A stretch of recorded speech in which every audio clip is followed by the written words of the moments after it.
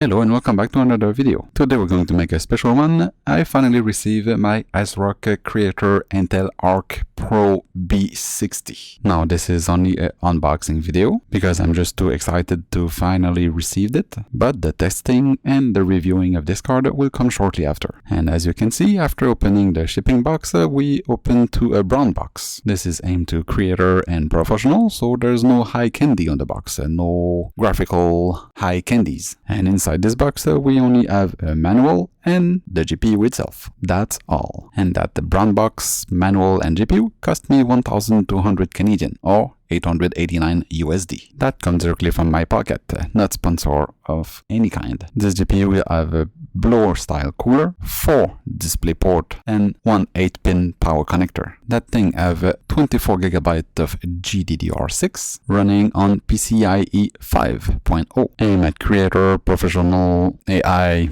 video editor, name it. But Intel made the driver game ready, game on for the professional version, so you can install the game ready driver for the professional card that we're definitely going to test on top of some of professional app like a AI Playground from Intel, or video editing like Blender or DaVinci, or some benchmark, and probably also some of your choice that you can leave in the comment. Unfortunately, you're gonna have to record externally, so I'm going to show you a screen record instead of using a video card capture because the GPU only have display port connector and my 2 video capture only support HDMI, and using HDMI to DisplayPort or DisplayPort to HDMI, I don't have any screen. I only get a black screen on my video capture. And right now I just hooked it up to my ASRock B760 RS DDR4 just to look at it running, but I won't test on that board because it's PCIe 4.0. This GPU will go in my main rig, which have an i7 14000